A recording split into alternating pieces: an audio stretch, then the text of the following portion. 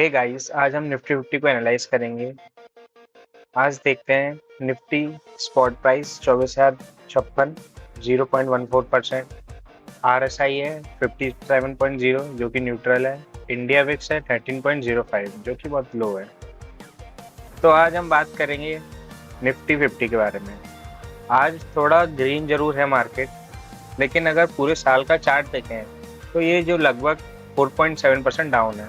Market अभी एक बड़े कंसोलिडेशन जोन में फंसा हुआ है, पर बैकग्राउंड में कुछ बुलिश अंडरस्टोन्स यानी तेजी के संकेत दिख रहे हैं। चलिए फटाफट से समझते हैं कि आने वाले दिनों में क्या हो सकता है।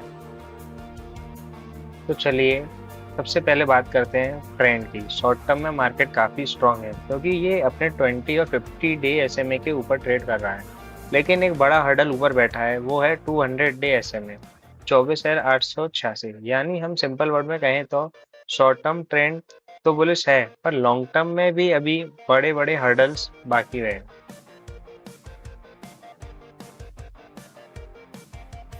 अब हम देखते हैं की लेवल्स।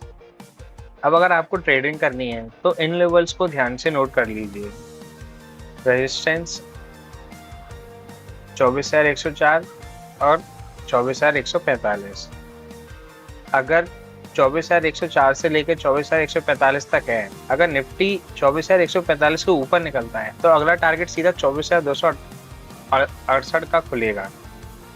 और इसका इमीडिएट सपोर्ट क्या है, जो कि फिबोनाची से निकल के आया है 23,852 का, और क्लासिक से निकल के आया है 23,844 का। अगर 23,844 से 23,939 एक सपोर्ट काम करेगा। अगर इससे नीचे जाता है तो ये बियरिश मार्केट हो जाएगा, स्ट्रॉन्ग बियरिश आ जाएगा।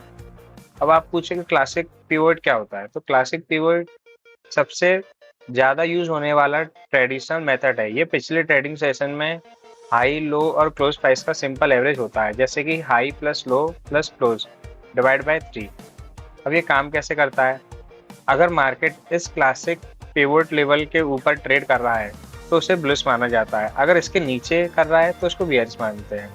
इनके लेवल्स कैसे दिखते हैं, लेवल्स इसके बाद मैथमेटिकली 3 सपोर्ट्स करते हैं, जैसे कि S1 S2 S3, और 3 रेजिस्टेंस होते हैं R1 R2 R3, जो हम लेवल्स निकाले जाते हैं, जो मार्केट में बढ़ाव या रुकावट का काम करते हैं। अब बात करते हैं कैमरेला पिवोट पॉइंट की। तो ये क्या काम होता है, ये 1989 में निक स्कॉट नाम का एक बंदा था जिसके बॉन्ड ट्रेडर ने डिस्कवर किया था। ये मेथड पिछले दिन के क्लोज प्राइस को बहुत ज़्यादा इंपॉर्टेंस देता है। इसमें 8 मेजर्स लेवल होते हैं और 4 सपोर्ट 4 रेजिस्टेंस। इसकी क्या खास बात है, ये है कि इसके लेवल्स S3 और S4 और R3 और R4 इंट्राडे ट्रेडर्स के लिए बहुत ही टाइट और एक्यूरेट ब्रेकआउट या रिवर्सल जोन बनाते हैं। ये देखते हैं ऑप्शन चेन डेटा क्या कह रहा है।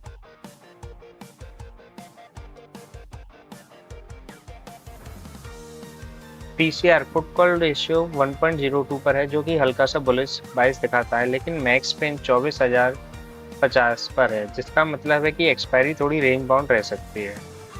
सबसे बड़ी बात, इंडिया विक्स 13.05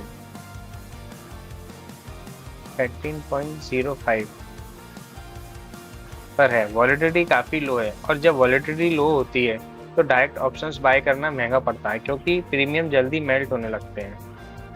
अब कॉल साइड देखे जाए तो एक वॉल खड़ी हुई है जो कि रेजिस्टेंस कहते हैं 24,100 और 24,200 पर बहुत हैवी ओपन इंटरेस्ट है। पुट साइड देखें तो 24,000 और 23,900 पर सबसे ज़्यादा ओपन इंटरेस्ट है। तो चलिए अब हम देखते हैं स्ट्रेटजी।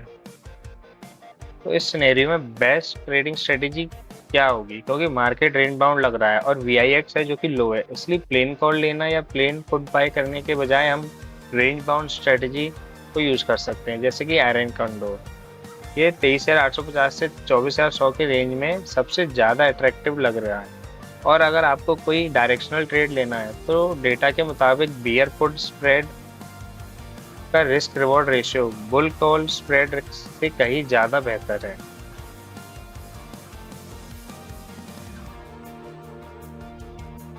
तो आइए हम कॉर्पोरेट न्यूज़ की बात करें। कॉर्पोरेट न्यूज़ की बात करें तो जियो, IPO, SCL टेक और L&T ये एआई इन्वेस्टमेंट जैसे कि काफी एक्शंस चल रहे हैं, पर कोई मार्केट में बड़ा मूविंग ट्रिगर फिलहाल नहीं है, तो ध्यान रखिए।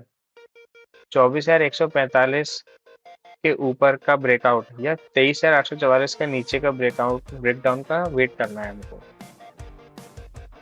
Thank you. Thank you so much for watching.